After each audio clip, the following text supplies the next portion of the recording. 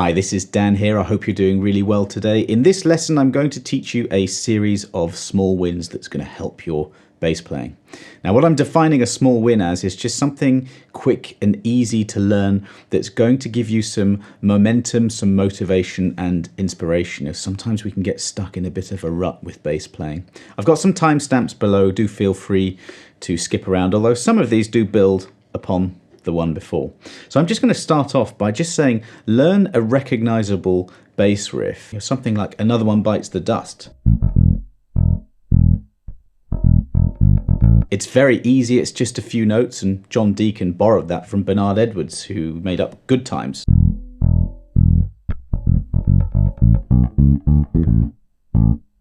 So just very quickly, if you don't know Another One Bites the Dust, we're going A, G, E. Frets 5, 3, and the open string on the E string. You really only need to play this before everyone knows what that riff is. And really you can just learn a few of these. Another Queen one that comes into mind is this. Under Pressure. You've got D on the 7th fret of the G string, and then you've got the 7th fret of the D string, that's A. And just really simple things like that, just to really, impress your friends, but also impress yourself that you can learn as many of these as possible. The next thing that's really fun is just to learn to play a song all the way through. Now, I want to get my daughter, who's 6 years old, into bass, and she's not really that bothered at all. But yesterday I had my little mini Carla U bass that I write a lot of these lessons on. And I was playing along to Praying for Time by George Michael, and I got her just to come over and just, with the plucking hand, just play this rhythm, which it is all the way through. It's about that speed as well.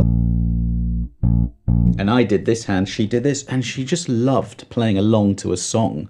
And sometimes I forget that that's such a fun and brilliant thing to do. I use a piece of software called Tomplay.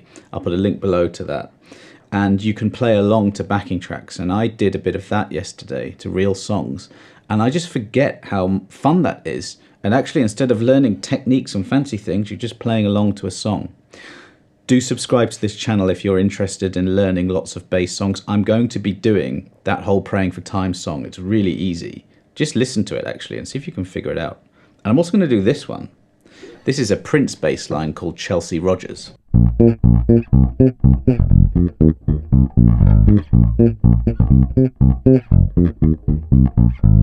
Now, my daughter's not ready for that, and you may not be either, but depending on your level, you want to be able to pick a song and be able to play from beginning to end. If you're a beginner, something like Praying for Time is achievable within a week. It really is. It's not that difficult. You just have to focus on timing and a few notes. You know where you are on your bass playing journey, so you have to choose what's right for you.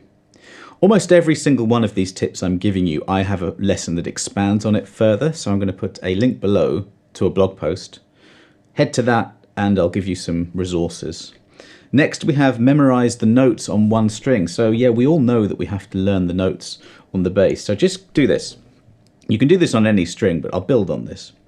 We've got the E string, and I want you to go from E to E, which is the 12th fret of the same string, where the double dot is, and just play all the natural notes. That's just all the notes that without sharps or flats.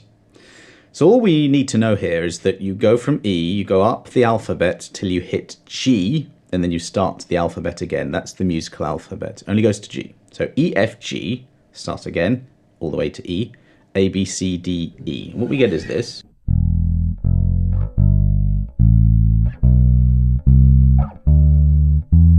Use one finger or two fingers, doesn't really matter. Say the notes as you go, E, F, G, A, B, C, D, E.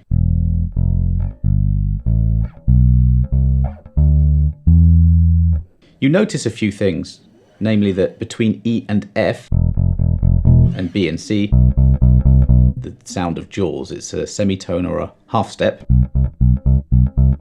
You just have, well, there's no gap, it's just one fret to another. But every other note has a gap of a fret, and those would be a tone or a whole step. So F to G, G to A to B, and C to D, and D to E. So you realise that every single note on the bass, it doesn't matter what string you're on, has that gap apart from the E to the F and the B to the C. So there's two things here. First of all is that you're learning the notes on the bass. Don't forget you have octave patterns. So if I'm on an A, the next A is 2 frets across and 2 strings that way. You can do that on any note. So you're learning 2 strings. You can do this anywhere. What we come up with, though, just as an incidental thing here, is a scale. That's actually a mode. It's called a Phrygian mode, and it's quite an interesting sound.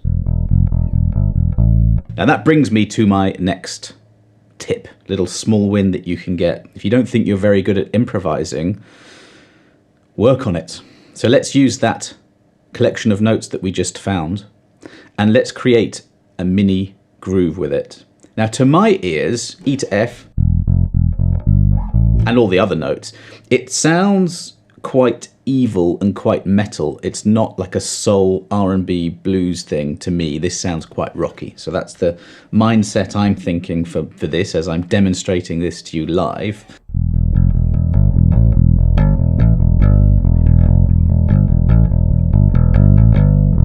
Okay, just using the first few notes. I'm playing an E. I'm going to the F. And we're going up the alphabets, remember? So E, F, G, A. And I'm just returning to the open E, and I'm making this up on the spot. You can leave some gaps.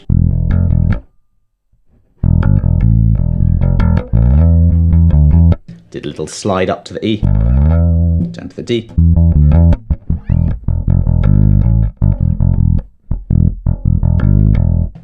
Gaps. So you can create a groove. All you need is a collection of notes. The next small win is to use a drum loop. I find playing to drum loops really creative. It sparks something in me that makes me just want to tighten up my playing, obviously work on timing, and if I'm doing something like I just did, creating a groove, it helps me to come up with something a bit better. So I'm going to use that scale across the string.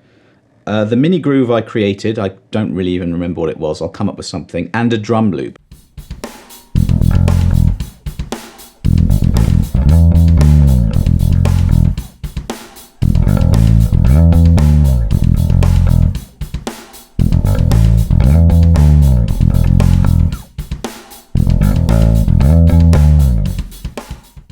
I was trying to settle on something, and I've already forgotten it.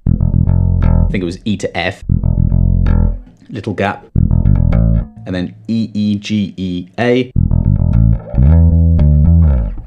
Now you probably could see, as I was playing, I really wasn't thinking about things very much. That's the aim of everything when you're playing bass, you know, technique, the notes that you're playing, you have to learn them in the first place, but you're learning them to then forget them.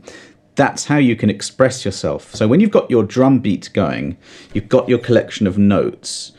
Yeah, you need to know the notes really well. I did this. Well, that's a technique thing. That's just a slide all the way up to the 12th fret. And then I'm coordinating everything to then play some D again. Played a D there. Next thing, I absolutely love doing this, and I've got 12 of these on my website, that's the link below, is to use a drone. So first thing I will do is show you the drone. Look, so here it is. That is an E. That's a drone, just a long E. And when you play notes against this, you really get the vibe and the atmosphere of a collection of notes and a scale. It's really good for practicing scales. Like for example, if I play an E major scale,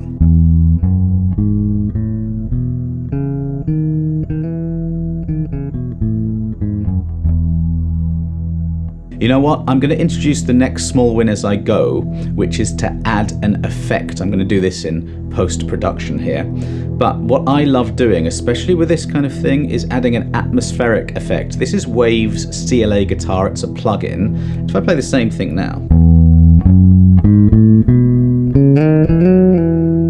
maybe try to make it a bit more musical.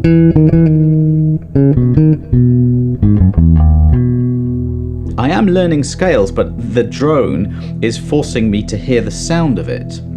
This is called a Lydian mode. It's exactly the same as a major scale, except the fourth note is upper fret. And now listen to the sound.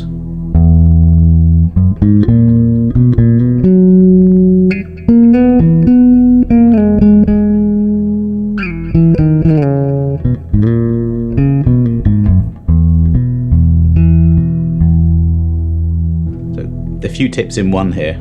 The effect is making me want to play more because I like the sound of it. The drone is allowing me to hear the differences in the different scales. Let me go back to that E across the string one, Phrygian.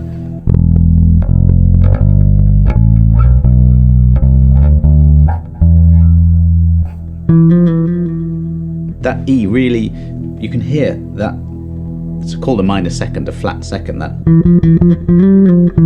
sounds a bit Spanishy. Let's use the drone in conjunction with the drum beat.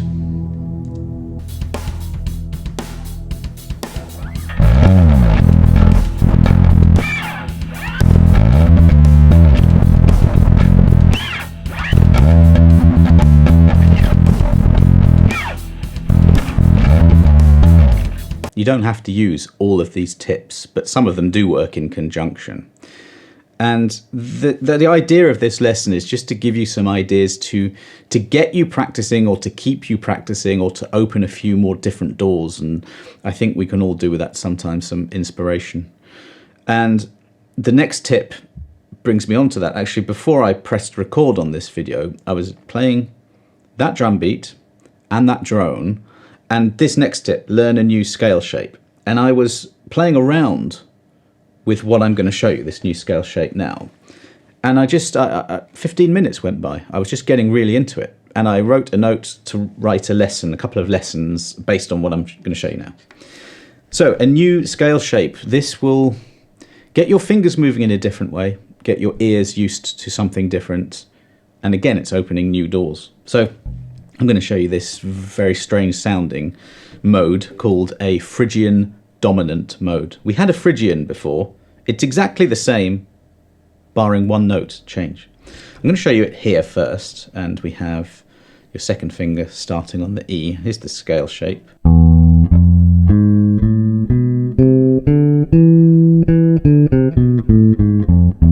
So we've got, in terms of the fingers, we've got 2, 3. Then we have 1, 2, 4, and then 1, 2, 4 again, but the first finger is stretching out of the 1 finger per fret system into the 5th fret. So we've got 5, 7, 9. That is a Phrygian dominant. Now let's get the drone back just to hear what that sounds like.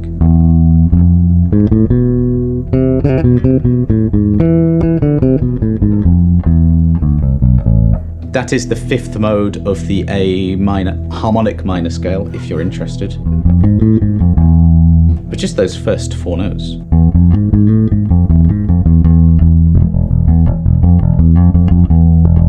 No surprise to hear that this is used a lot in heavy metal music, and players like Steve Vai use this all the time. It's just such a great sound.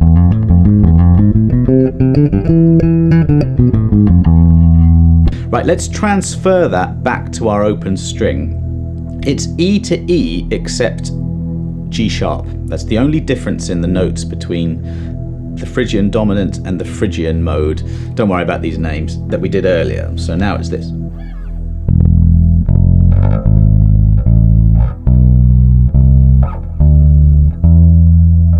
You realise you have this big jump between the F and the G sharp. Even just playing that sounds really good. Let's get that drum beat back and see if that sparks any new ideas.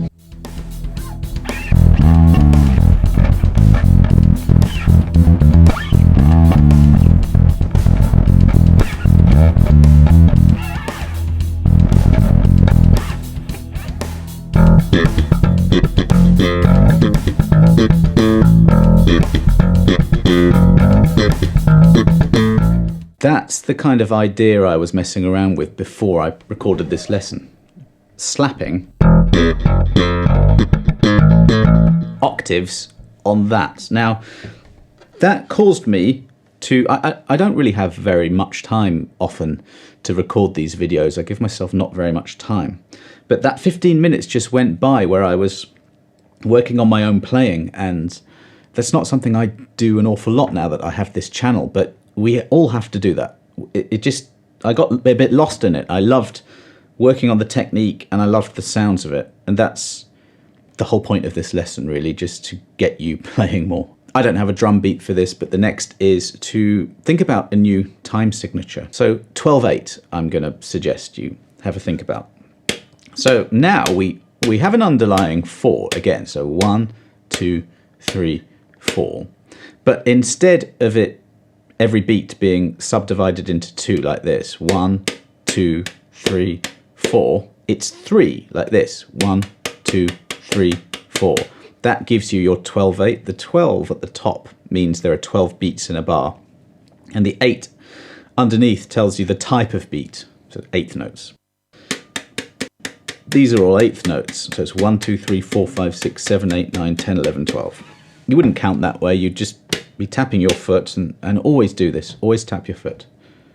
And subdivide into 3s. Da, da, da, da, da, da, da, da, da, da.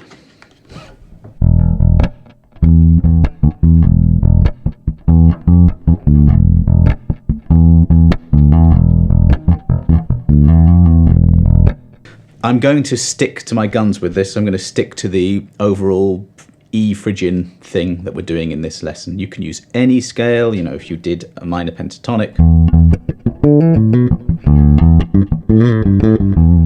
or even major pentatonic.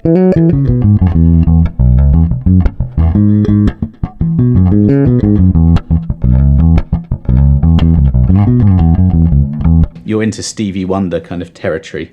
But I'm going to go back to the Phrygian. Why not? That's where my ear is here. I'm doing this just to give you an idea of the underlying pulse. I wouldn't necessarily play that in a bass line, but I'm thinking 1, 2, 3, 4, and I've just got the underlying feel locked in.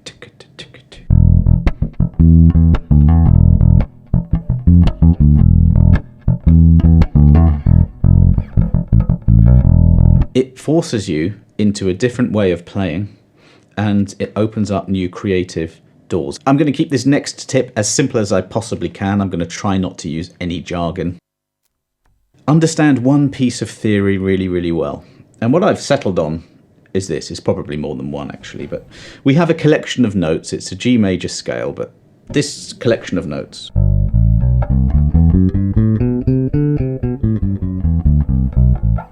If you can't play that all like that, you can shift around or even just use one finger. So the theory tip I'm going to give you here, which I think will give you not a small win, it'll give you a massive win, is to know how to create harmony from this. Harmony is notes together, chords, but we use arpeggios, so we'll talk about that really, or even triads. That's I said I'm not going to use jargon. Sorry, I've just hit you with it. Let's simplify things. Here's a G, the first note in this sequence.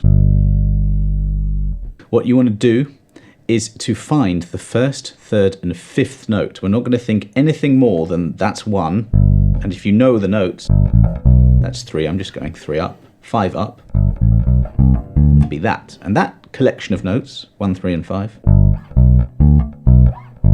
is called a triad. But let's not even care about any of this.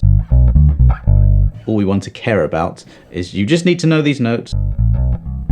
On any note, that becomes the new 1. And you can just go up this collection of notes. You find 1, 3, and 5. And you get a collection of notes. They're all triads. I'm not even going to bother going into which is minor, which is major. We don't care. Let's put that drum beat back on. And I'm now going to play some bass lines with some of those arpeggios or triads, there's 3 notes, that I've just found within this collection of notes. I'll probably use one on E, one on D, one on C, maybe one on G. You might see that a few of those, the D, the C and the G, they're all the same pattern because they're all major. This is going to really help me in learning to improvise and to jam and also to hear bass lines. Let's see what happens.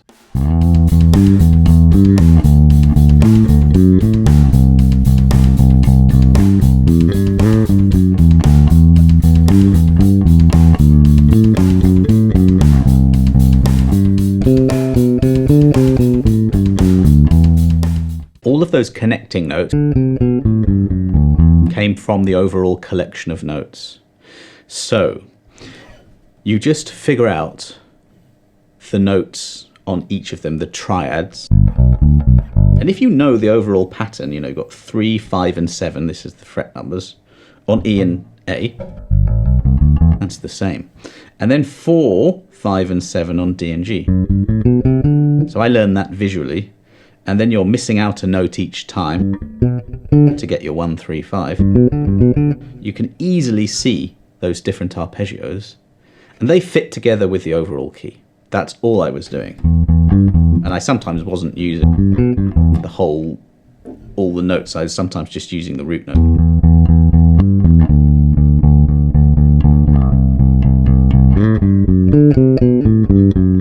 Can you see that? All the notes of the overall pattern.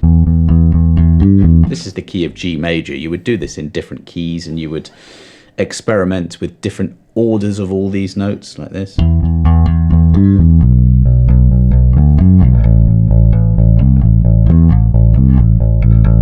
I'm now going E, 7th fret of the A string, to the 7th and 5th frets of the E string. All of those are minor, this pattern. And play the same pattern like this, a bit easier. 1, 4, 3. Let's do that.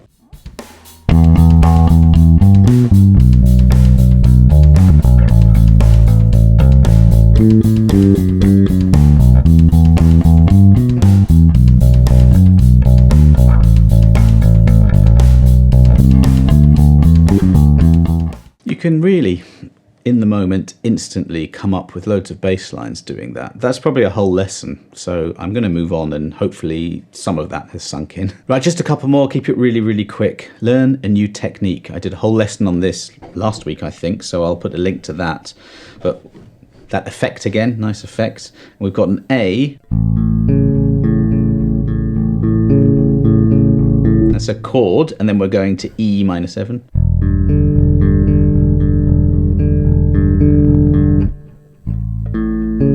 Now the technique is I'm using the thumb, the index and the middle, using free strokes rather than rest strokes like that.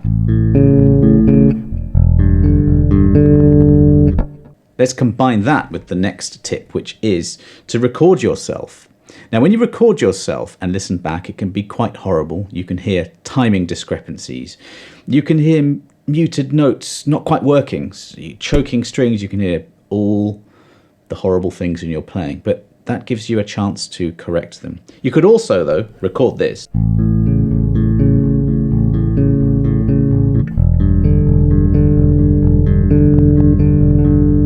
And then play a scale over it.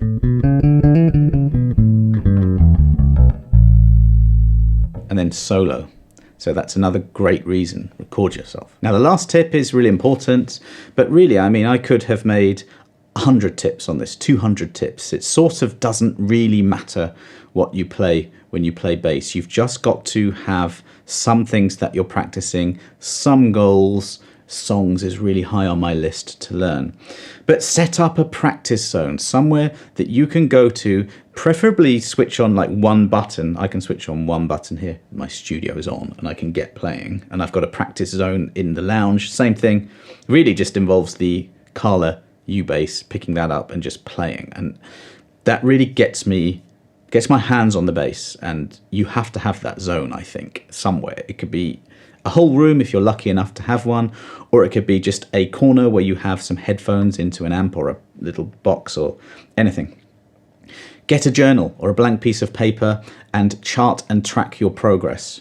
get serious about it. I'm writing and recording this lesson in the new year when everyone has their New Year's resolutions, but you may be watching this in the future, and hopefully this will give you some ideas to solidify your goals. Write down the songs you want to learn, write down the techniques, write down the players that you want to check out, write down a listening list to keep yourself motivated, learn those bass lines. So what I want you to do is put a comment below. Have you got anything that you do that has given you a bit of a small win, something quite manageable and not massive, something that we can all take forward? Just put it in the comments below. If you did like this lesson, then thanks very much for watching. Maybe consider subscribing to the channel.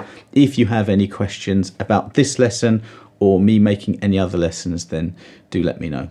I have a bunch of courses that go deeper into all of this stuff, so I'll put a link below to that. Thanks very much for watching. I will see you on the next lesson.